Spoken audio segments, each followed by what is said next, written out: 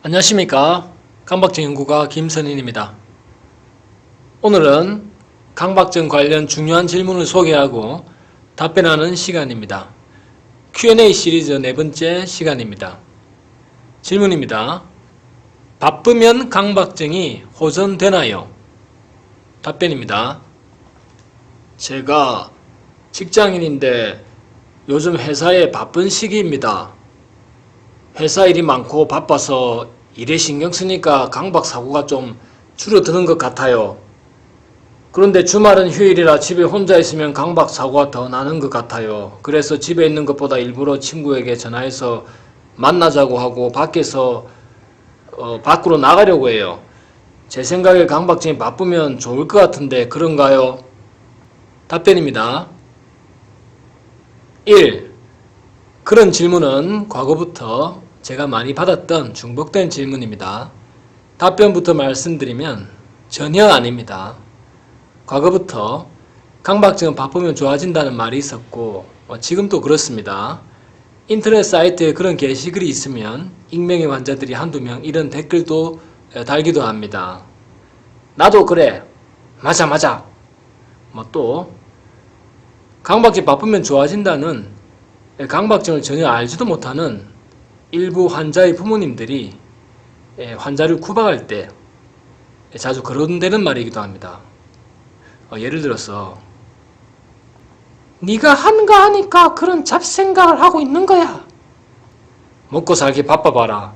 그런 생각할 시간조차 없다. 솔직히 말해라. 공부하기 싫으니까 그런 생각이나 하며 강박증이라고 핑계대는 거 아니냐? 등등 세부적으로 다양합니다. 그러나 사실은 바쁘면 강박사고가 줄어든다는 그 말은 출처조차 불분명하고 특히 모르고 그 말 믿다가 환자가 잘못되면 책임질 사람도 없는 소위 카더라 통신입니다. 뭐뭐라 카더라 그런 통신입니다. 2. 괄호 1번 강박증은 내면의 문제이지 외부의 문제가 있는 것이 아닙니다. 바쁘다라는 그런 외부적인 상황에 의해 강압적인 힘으로 근본적으로 강박증이 좋아질 수는 없습니다. 만일 바빠서 좋아진다면 그 호전을 유지시키기 위해 계속 바빠야만 하는데 그것도 비상식적인 것입니다. 그건 역시 이미 자신의 증상을 의식, 즉 신경 쓰고 있는 것이기 때문에 완치가 될 수 없는 구조입니다. 바쁘면 좋아지는 느낌이 드는 환자보다 오히려 대다수의 환자들은 바쁘면 미칩니다.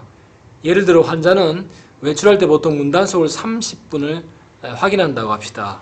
그는 8시까지 출근해야 되고 적어도 7시 30분 회사로 출발해야 합니다. 그런데 문단속하느라 시간이 가서 벌써 시간이 7시 35분이 되었습니다. 이렇게 바쁜 상황이 되면 그 강압적인 상황의 힘에 의해 환자가 그 강박 행동을 끊고 가는 것이 아니라 거의 대부분 미칠 정도로 괴롭습니다.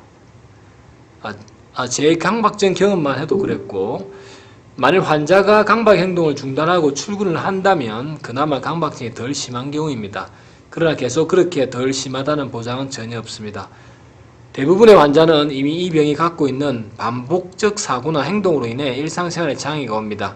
지각도 그런 예입니다. 그래서 그렇게 출근 시간이 늦어지게 되면 미칠 정도로 괴롭지만 그 행동을 끝내지 못하고 지각을 하거나 다른 핑계를 대서 늦게 출근을 하거나 심지어 병원 응급실이라며 결근하기도 합니다.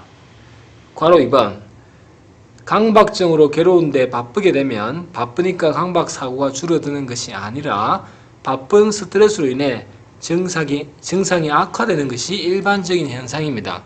그래서 환자들이 휴직 하는 시기가 전부 한가한 방학 때가 아니라 대부분 시험기간 때나 매우 업무가 많은 시기입니다. 예를 들어 세무사 경우는 종합소득세 신고건으로 바쁜 5월입니다.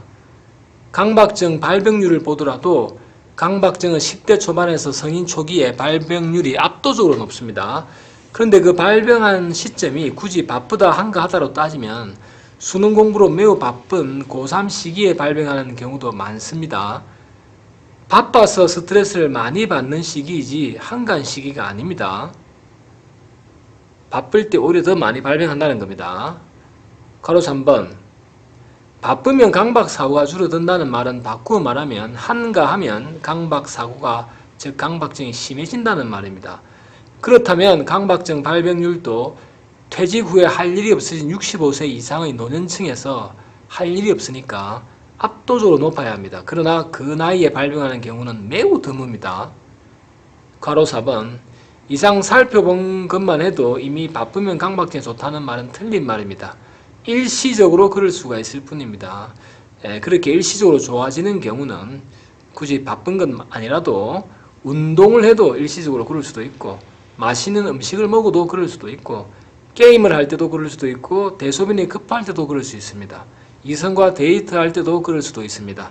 그래서 무의미한 것입니다. 3. 바쁘면 강박증이 좋다는 말을 하는 환자는 아직 강박증에 대해 여러 급박한 경험을 해본 적이 없는 경우입니다. 강박증은 바쁜 정도가 아니라 위급한 상황이 발생한다고 해도 좋아지지 않습니다.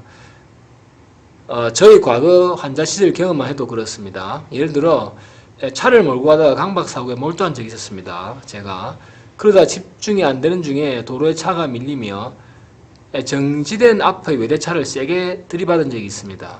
그래서 도로가의 사람들이 그 사고를 봤는데 이 상황은 바쁜 상황을 넘어서 긴박한 상황입니다. 그러나 제가 머릿속에 강박사고를 정리하느라 사고를 낸지 분명히 알고 있었지만 강박사고에 계속 몰두하고 있었습니다. 그래서 오히려 겉보기엔 태연하게 앉아있는 운전자처럼 보였습니다. 그래서 사고 목격자들이 방금 차를 받은 거 아니었나? 라고 자기들끼리 수군거릴 정도였습니다. 일반적으로 강박사고는 환자가 너무나 피곤해서 잠이 오는 중에도 포기를 못합니다. 환자는 그 정신적 강박 행동을 하다가 의식을 잃고 잠이 들기도 합니다. 심지어 신체적인 병으로 수술하기 직전에 마취를 해서 정신을 잃어가는 순간에도 그 생각을 합니다. 마취 중에 의사가 숫자를 10까지 세면서 입에 마취용 마스크를 입에 씌워도 10초 동안 그 생각을 합니다. 또 아무리 중요한 계약을 할 때도 일종의 위급한 상황처럼 집중을 해야 될 때인데도 중요한 일을 해야 한다고 해서 강박사고가 줄어들거나 중단할 수 있는 건 아닙니다. 오히려 위급하고 중요할 때 스트레스로 더 심해지는 것이 일반적인 현상입니다. 강박증이 바쁘면 좋아진다는 허위 정보는 이 병이 내면의 문제에서 비롯된 것이라는 중요한 사실을 왜곡시킵니다. 그래서 환자가 스스로의 노력이 아닌 외부의 상황이나 외부의 힘, 예를 들어서 약을 먹거나 침 맞기 등입니다. 외부의 상황이나 외부의 힘으로 낫는다고 위험한 착각을 만들기도 합니다. 이런 이야기는 강박을 경험해 본 사람들은 충분히 다 알고 있고 환자들도 이미 어느 정도 경험한 사람들은 다 알고 있습니다. 4.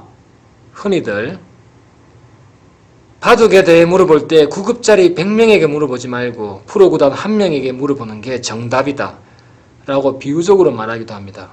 인터넷상에 여기저기 강박증은 약 먹으면 무조건 낫는다는 사기꾼부터 이런저런 별 희한한 말들이 옛부터 많았습니다. 예를 들어서 시원한 냉수 마시면 호전된다 이런 말도 있었습니다. 모쪼록 뭐가 옳고 그른지 잘 판단하셔서 안전한 투병 하시기 바랍니다. 이만 방송을 마치겠습니다. 안녕히 계십시오.